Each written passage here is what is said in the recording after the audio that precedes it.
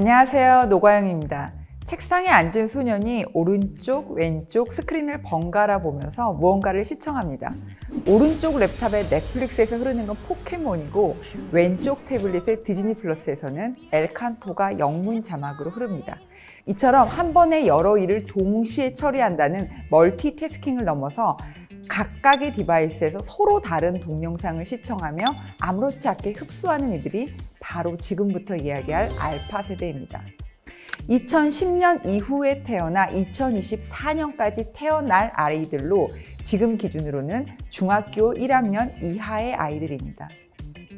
알파 세대라는 단어는 2010년대 초반 호주의 인구 통계학자인 마크 맥크린든이 처음으로 명명했으며 이후 글로벌 기관들이 이 네이밍을 이어받아 활용하면서 이들을 규정하기 시작했죠. 세대 간 구분을 위해서는 그간 대중매체를 통해서 우리에게 친숙해진 이 MZ세대가 1980년대 이후에 태어난 밀레니얼, 그리고 1995년 이후에 태어난 Z세대들이니까 알파 세대란 쉽게 Z세대 다음 세대로 이해하시면 됩니다. 마크 맥크린들은 XYZ를 지나서 왜 A로의 회귀가 아니라 알파라는 그리스어를 사용했나라는 질문에 대해서 이들 모두가 21세기에 온전히 태어난 첫 번째 세대이기 때문에 알파벳으로 돌아가는 것이 아니라 새로운 세대의 시작이라는 점에 가치를 부여했다라고 말합니다. 생각해보면 알파 세대는 기저귀를 차던 시절부터 유튜브 시청을 하고 또 걸음마를 뗄 무렵이면 30% 정도는 이미 부모 도움 없이 스마트폰을 사용하는 완전히 새로운 종족인 거죠. 또 알파 세대의 부모의 대부분이 청소년기부터 IT 기기를 능숙하게 사용해온 밀레니얼 세대라는 지점도 참고해야 합니다. 알파키즈 부모라면 누구나 한 번쯤은 아이들이 이 TV나 랩탑을 엄지와 검지로 쭉 늘려보다가 확대가 안 되니까 갸우뚱하는 모습을 본 적이 있을 겁니다. 알파 세대는 온전히 디지털 테크놀로지가 지배하는 세상에서 태어난 탓에 그 어떤 환경에서도 이 터치 스크린만으로 지구의 끝까지 닿을 수 있는 세상에서 살게 될 것이다 라는 뜻으로 스크린 에이저라는 별칭도 갖고 있습니다.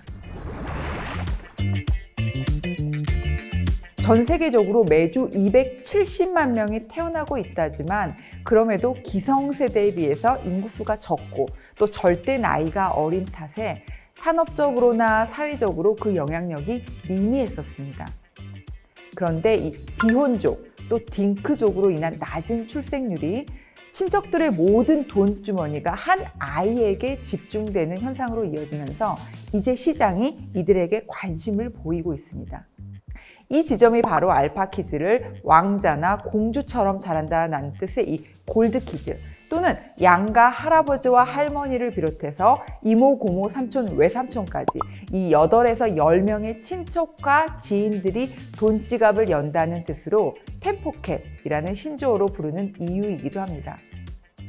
이렇게 알파 세대는 초등학교 시절부터 넉넉한 소비력을 갖추고 세계 경제의 흐름이 제조와 통신업을 지나 이 금융과 IT 서비스로 이동해 가던 그 중심에 있던 밀레니얼 부모의 영향으로 재테크가 굉장히 조기 학습된 돈의 밝은 아이로 자라게 될 환경을 두루 갖춘 셈입니다.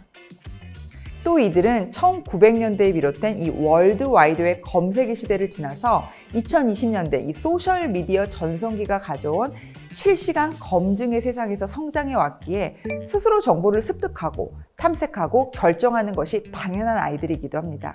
즉, 절대 나이와 무관하게 주도적인 소비가 가능하다는 뜻이죠.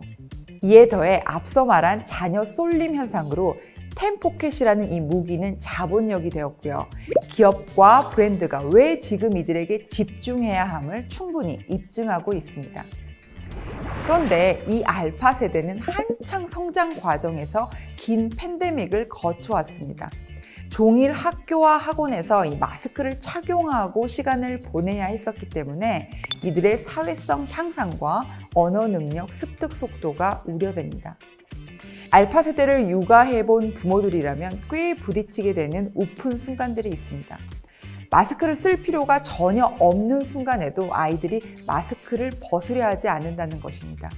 즉, 알파 세대는 특히 태어난 순간부터 또는 사회생활의 첫 발을 디딘 순간부터 줄곧 마스크를 써온 이 알파 세대 중에서도 이 주니어들은 2013년 이전 출생자들이겠죠.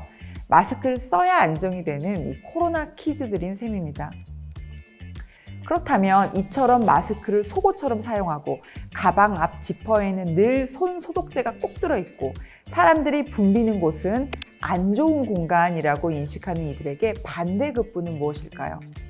바로 디지털 휴먼에 대한 그들의 태도입니다. 태어난 순간부터 터치 스크린으로 모든 생활이 가능해온 알파 세대들은 코로나 3년 동안 디지털 공간에서 공부하거나 놀 때 또 다른 자아를 생성하는 것은 자연스러운 놀이 활동이었습니다. 소풍과 운동회가 없어지고 또래들의 플레이데이트도 어려워지면서 디지털 공간에서 이 지극히 아이들처럼 노는 방법을 터득해낸 것입니다. 디지털 부캐나 멀티 페르소나라는 이 거창한 개념으로 굳이 규정할 필요도 없이 이 마인크래프트, 로블록스, 이 제페토 등에서 여기서 움직이는 디지털 휴먼은 그들에게 모바일 액세서리 정도인 겁니다.